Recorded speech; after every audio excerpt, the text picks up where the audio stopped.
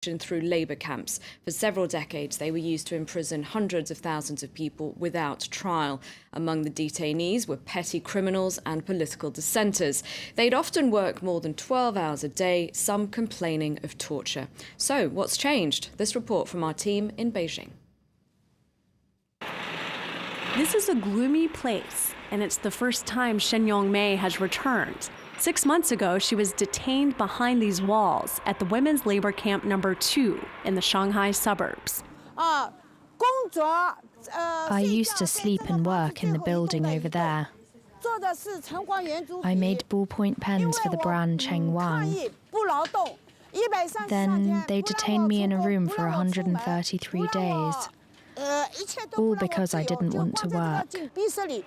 After protesting for human rights, Shen Yongmei was sentenced to labor camp for 18 months in 2012. But she was released before the end of her term last September.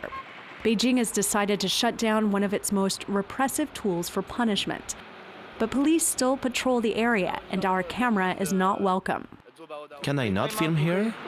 No, you can't. You need a license to film interviews. Were you filming here a few minutes ago? But it's not the labor camp anymore? You're not allowed to be here. Where are you from? The name of the camp has changed. It's now called the Women's Isolation and Rehabilitation Center. They keep the drug addicts there to produce the same things I used to make. They are detained against their will and persecuted. So the new laws do not free the drug addicts, who were already the majority of detainees. Prostitutes have been transferred to other facilities, like this custody and education center in Beijing. There are many such centers in China. Li Mei, who wants to stay anonymous, served several months in one. She used to work 7 to 8 hours per day. Under a militarized management, they told us exactly what to do. We were forbidden to move. At the beginning, my legs would shake from standing for too long. We were also forced to buy clothes, toiletries, and food inside the camp and pay for any living expenses. Those re-education centers might soon fill up. Beijing has launched a vast campaign against prostitution, with more than 1,000 people arrested. Shen Tingting helps the most vulnerable sex workers, and she's worried about their future.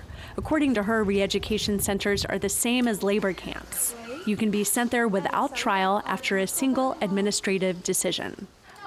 It is the police that control the whole system and make all the decisions. And the right to appeal, right to hearing, and right to a due process is restricted. Shen Yongmei is ready to leave Shanghai for Beijing. She belongs to another group of detainees, petitioners, who regularly go to the capital to protest against abuse of power in their hometowns. The labor camp was the perfect way to silence those activists, but Shen is not optimistic about their shutdown. They will replace this system with something like black jails, or something else we cannot predict. Those black jails are used to lock up, sometimes for weeks, the most vocal petitioners. They are disguised as study or relief centers like this place in Beijing where we went last year. We're a shelter for petitioners who come to Beijing. Here we give them food and drinks. The Communist Party now wants to strictly enforce rule of law, but it still has many extrajudicial measures, just like the labor camps of the past, with police custody being by far the most efficient means of maintaining China's cherished social stability. And for more on this topic, I'm now joined on set by Angela Stanzel. Hello, thank you very much for coming in. You're a policy fellow for the Asia and China programme at the European Council on Foreign Affairs. I'd like to start off, before we talk about some of the changes, I'd like to go back and talk about the people who were put into these camps. Really, it seems that it was anyone that the authorities found to be a nuisance. Is that fair? Yes, exactly. That's exactly the point. It went through a whole range of prostitutes, also pocket thieves, and then also, of course, political and civil activists. So abolishing the labor camps is an important step could be also even called an important step towards rule of law in sense of separating those criminals, real criminals or not real criminals, and putting them in different categories. Because they were put into camps without trial. So who decided how long they would stay in these camps?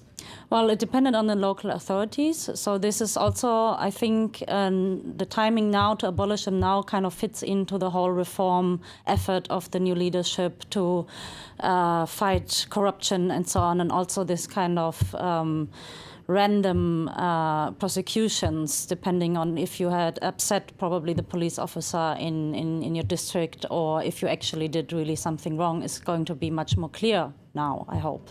How many people are we talking about exactly? How many people over the last few decades have found themselves in these camps? I know that by the end of 2012, I think there were around 160,000 probably. I think now they already released 10,000, so probably we're still talking about a number of 100,000. And you mentioned the new leadership. Do you think that's why we're seeing this happen now, because they're keen to give a better image and improve their human rights record? Well, the first part of your sentence, yes, and the second, not so much, I think. As I said, it's an important step and we should welcome it. But to assume that this is a whole new approach in improving human rights as a whole, I think this would be wrong to say. Because for the new leadership, it has been quite clear by now that it's kind of give and take. So we give you something on that, we abolish the labor camps, but on the other hand, we take away more. And we have seen that in an increase of media censorship and internet control and repression still happening to civil and political activists, and not least the problems with ethnic and religious groups in China. And our report suggests that, in fact, these camps may be shutting down, but they're just being given different names now, like rehabilitation centres, or there's talk of black jails in our report as well. Do you think that's true, that they might be shutting some, but really they're only just moving these people rather than really releasing them? I think it could be true. I have read the reports also from Amnesty International, who are suggesting exactly what you just said. And I think it could be true. I'm not quite sure about this. I think, though, that it might be a transition period where we also have to wait and see what is actually coming instead. What is going to be the alternative? We have not been really clear on that yet. So I think before assuming too fast, we should first wait and see what's going to happen. You say it's a positive step, but you mentioned before that there are other areas in which the new leadership don't seem to be making any progress. Which ones for you are the most alarming and the ones that really should be addressed? Well, right now, currently very alarming, I find the Xinjiang issue, religious freedom, ethnic groups, and